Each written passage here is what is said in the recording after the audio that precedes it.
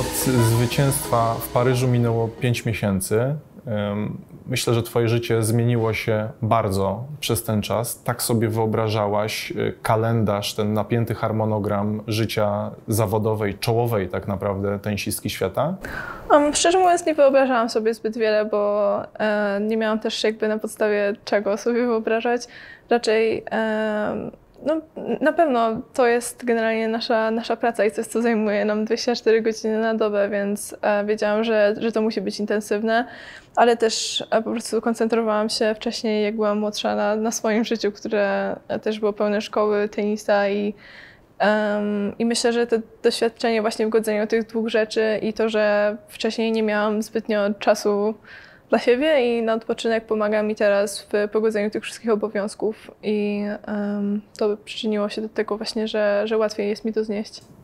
Teraz Iga, zupełnie szczerze, czy obawiałaś się trochę, gdzieś podświadomie może początku tego sezonu, bo ta końcówka zeszłego była piorunująca, pojawiają się nowi kibice przy dyscyplinie, oni nie zawsze rozumieją specyfikę sportu, oni nie zawsze rozumieją, że tenisistka nawet z czołowej 15 musi niejako oczywiście kilka meczów w sezonie przegrać.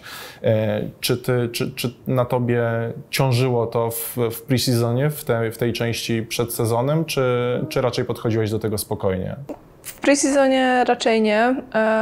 Takie myśli pojawiły się przed pierwszym turniejem i myślę, że to też miało wpływ na to, jak zagrałam ten mecz z Aleksandrową, ale też głównie wiedziałam, że powinnam dać sobie trochę czasu i myślę, że też kibice w Polsce dzięki temu, że właśnie często powtarzam w wywiadach, że właśnie nie będę wygrywać każdego turnieju, że to jest niemożliwe i w tenisie turnieje gramy przez cały rok, nie przygotowujemy się tylko na przykład pod Mistrzostwa Europy, Mistrzostwa Świata i Igrzyska Olimpijskie jak w innych sportach, tylko no, gramy praktycznie non-stop. Myślę, że kibice też będą bardziej tego świadomi. I na razie też nie spotkałam się z ich strony z jakimiś negatywnymi komentarzami albo negatywnym odzewem. Są wyrozumiali i doceniam to. A ja właśnie też potrzebowałam właśnie kilku meczów, żeby wgrać się i po prostu na korcie nie wracać do tej dyspozycji, jaką miałam podczas French Open, tylko raczej skoncentrować się na tym, co mam teraz, z czego mogę skorzystać dzisiaj, danego dnia i wykorzystać to na 100%.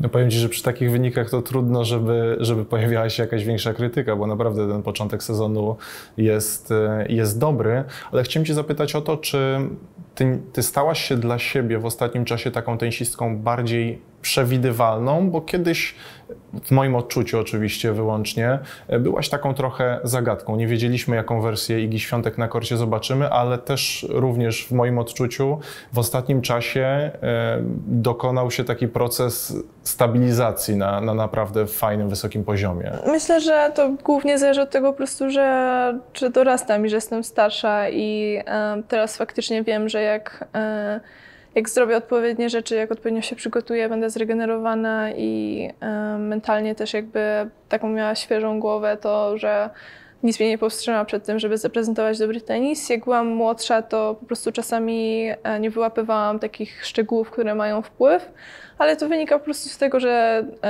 jestem starsza, że mam więcej doświadczenia i już te kilka lat za sobą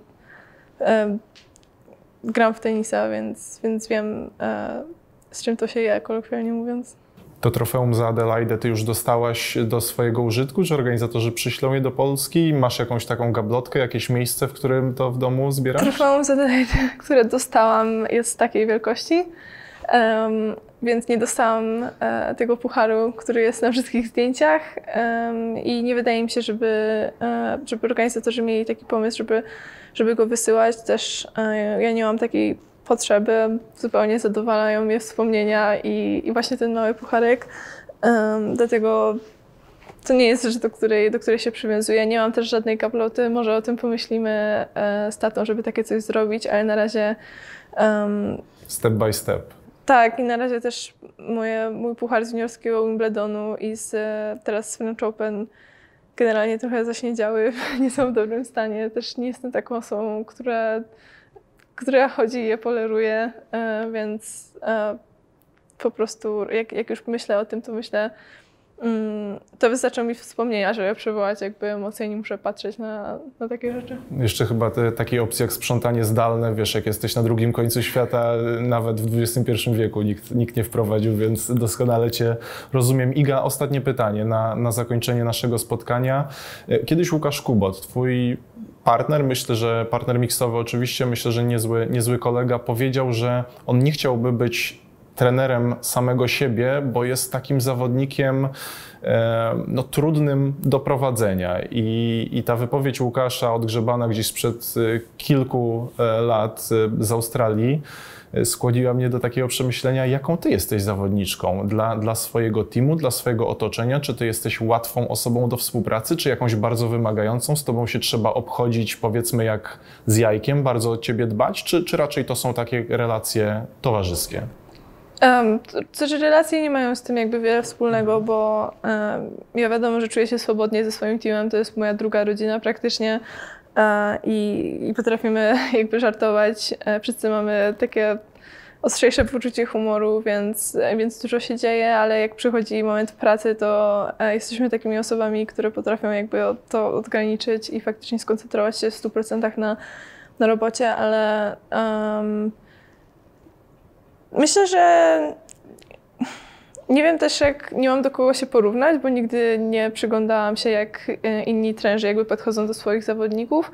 Myślę, że przed meczem na pewno warto podchodzić do mnie, jak obchodzić się ze mną jak z jajkiem, bo mam swoje rytuały i nie lubię, żeby one później miały wpływ na to, że po prostu źle zagram, ale tak to czysto sportowo myślę, że jestem dość przyjemnym zawodnikiem, bo szybko łapię, o to chodzi mojemu trenerowi. Jak wprowadzamy jakąś nową rzecz, to nie jest tak, że musimy ją powtarzać przez 2 tygodnie, tylko jakby kilka dni starczy, żebym nawet zaimplementowała je w mecz, więc to warto byłoby się spytać trenerów i właśnie upewnić, ale myślę, że pod tym sportowym względem jestem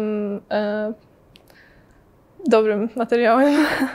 Dziękuję bardzo. Dzięki.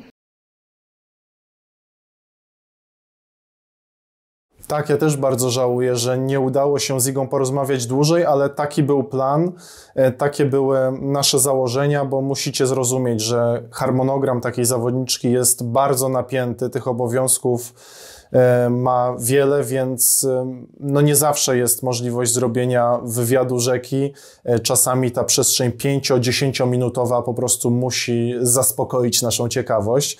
Myślę, że na dłuższą formę też przyjdzie czas, ale na razie zapraszam Was do tego, żeby śledzić ten kanał i żeby zaglądać do kanału sportowego, bo tam ruszamy z programem, z formatem tenisowym. Cały ten tenis, będziemy zapraszali gości, będziemy robili łączenia, będziemy poruszali tematy nie tylko związane z polskimi zawodnikami, więc im więcej tenisa w przestrzeni medialnej, tym lepiej dla nas wszystkich. Mam nadzieję, że będzie Wam się podobać.